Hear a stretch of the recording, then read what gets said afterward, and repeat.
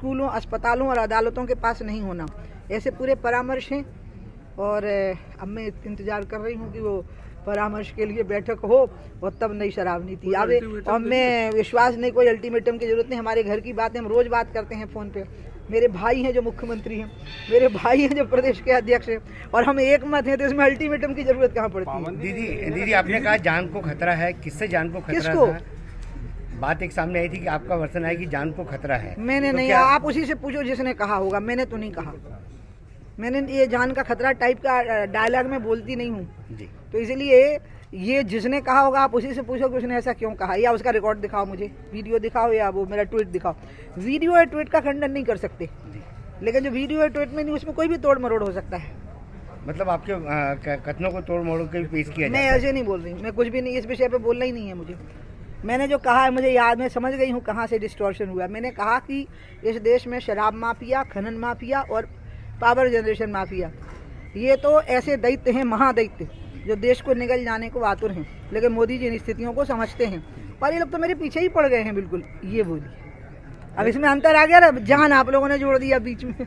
लेकिन पूरी दुनिया का काम इसी से चलता है, इसलिए इसको भी स्वीकार करना पड़ता है और मैं बहुत खुशी से इसको मनाती हूँ।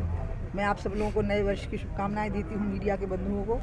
आप सब खुशहाल रहें, भगवान आपका कल्याण करें और आपके माध्यम से सबको।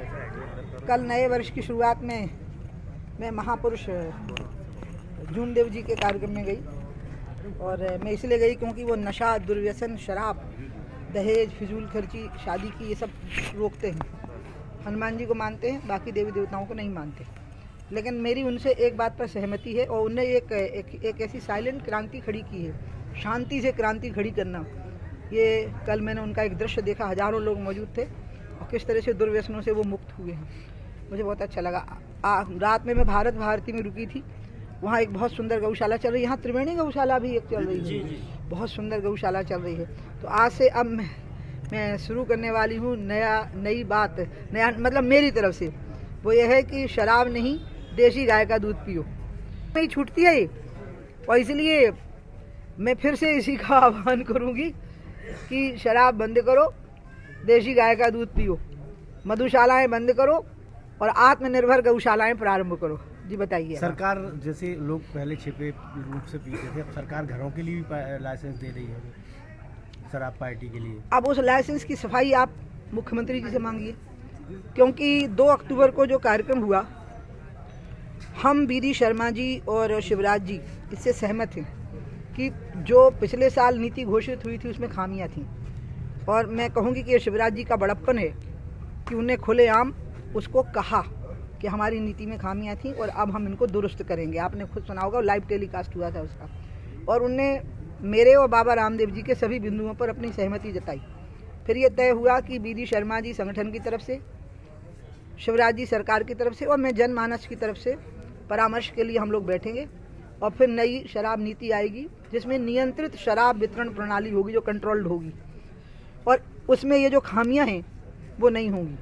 खामियां हैं, एक तो हाथों में बिठा के पिलाना, खामी है धर्म स्थान, चाहे हिंदू, मुस्लिम, सिख, जैन, बौद्ध, ईसाई किसी के भी हों, उसके पास नहीं होना, आधा किलोमीटर की दूरी पे होना। शिक्षालयों से आधा किलोमीटर की दूरी पे होते हुए भी 5 बजे के बाद खुले वहाँ के।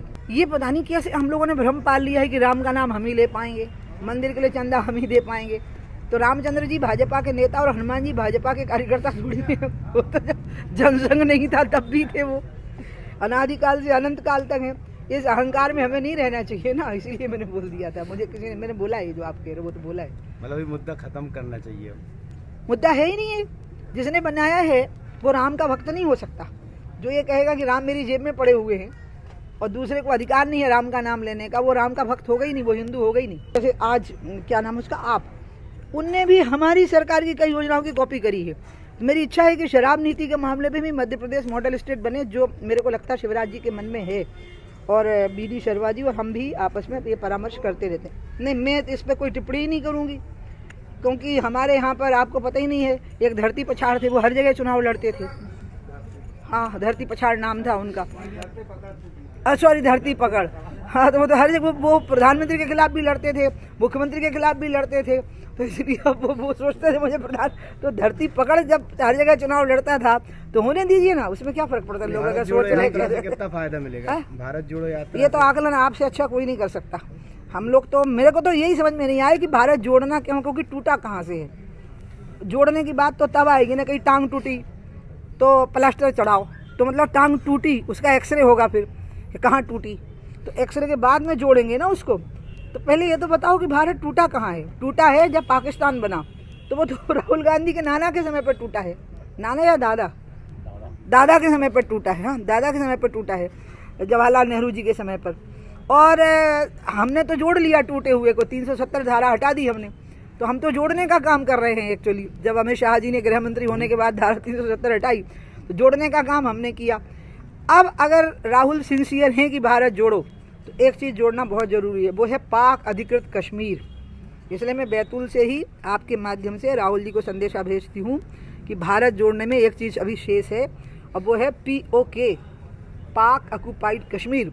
तो कृपया इस यात्रा को वहाँ तक ले जाइए और उसको जोड़ के ही वापस लौटिएगा, नहीं तो मत लौटिएगा, इधर उधर ही रहिएगा। ये तो बीडी बताएंगे, BD शर्मा या शिवराज जी बताएंगे। मेरी इच्छा तो एक ही है कि प्रचंड मतों से यहाँ भाजपा की सरकार बननी चाहिए और कांग्रेस का सुपड़ा साफ हो जाना चाहिए। आप लगातार घूम रही हैं, तो क्या शिकायतें मिलती हैं बीजेपी सरकार के खिलाफ, कुछ सुझाव होना आज चाहिए? तक सृष्टि में कहते हैं 2 लोगों से कभी संतुष्ट, उनको संतुष्ट होना भी नहीं चाहिए, ब्राह्मण को दक्षिणा से और राजा को सेवा से। मतलब गुरुजनों को जो दक्षिणा मिले उनको लगता है कि हम और डिजर्व करते हैं, और इसी तरह से राजा को सेवा से कभी संतुष्ट नहीं होना चाहिए। तो भाजपा राजा है अभी, हमें सेवा से कभी संतुष्ट नहीं होना चाहिए। कमलनाथ जी और रही शिकायतों की बात, तो वो तो बनी रहेंगी, लेकिन मैं ये कह सकती हूँ कि मध्य प्रदेश ने कुछ क्षेत्रों में तो आदर्श उदाहरण प्रस्तुत किए हैं। ऑर्गेनिक खेती में, सिंचाई की योजनाओं में, लाडली लक्ष्मी योजना में, और कन्या विवाह योजना में, मुख्यमंत्री तीर्थ दर्शन योजना में। मेरी इच्छा है कि शराब, देखो मेरी इच्छा में एक अंतर आ रहा है ना, मैं वो हूँ जो चाहूँ तो शराब का नामो निशान दुनिया से ही मिटा दूँ, लेकिन मैं मान जाती हूँ, गम खा जाती हूँ आप लोगों के मानने पे कि दीदी इतना तो नहीं हो पाएगा, लेकिन हाँ एक नियंत्रित वितरण प्रणाली हो। अच्छा, आप पता तर्क क्या देते हैं, क्या हुआ बिहार में बंद थी शराब, तो देखो जहरीली शराब से लोग मर गए। यहाँ तो बंद नहीं है ना शराब, तो मुरैना में लोग क्यों मर गए फिर जहरीली शराब से? यूपी में तो बंद नहीं है ना शराब, तो प्रतापगढ़ में लोग क्यों मर गए जहरीली शराब से? ये जहरीली शराब का जो माफिया है ना, ये अलग है, इसका संबंध शराबबंदी और नहीं बंदी से नहीं है। ये अलग माफिया है जो पनपता है। मधुशाला बंद करो और गौशाला खोलते जाओ, लेकिन गौशाला में कैसी गौशाला, ये मैं ज़रूर कहना चाहती हूँ, वो गायें जिनको किसान स्वयं रखने में सामर्थ्यवान हो।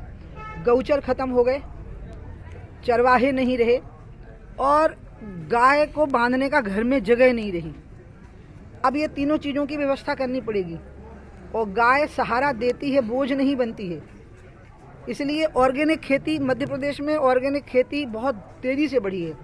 मेरे ख्याल से हिंदुस्तान का एक राज्य है मध्य प्रदेश, जिसमें ऑर्गेनिक खेती करने वालों की संख्या बहुत ज़्यादा बढ़ गई। इसमें सरकार का भी बहुत अच्छा, हमारी सरकार का बहुत अच्छा योगदान रहा है।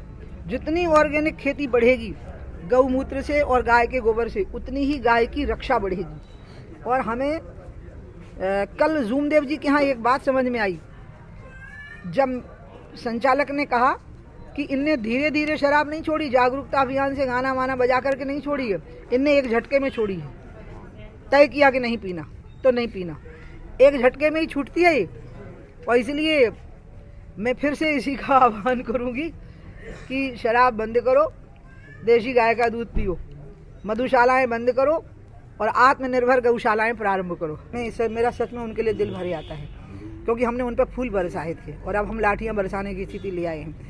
मैं इस मामले में पूरी तरह से, जो लोग कोरोना काल में सेवा में लगे हुए थे और आज उनको जो परेशानियां आ रही हैं, उनका निदान जरूर निकलना चाहिए। मैं शिवराज जी से बात करने वाली हूँ इस संबंध में।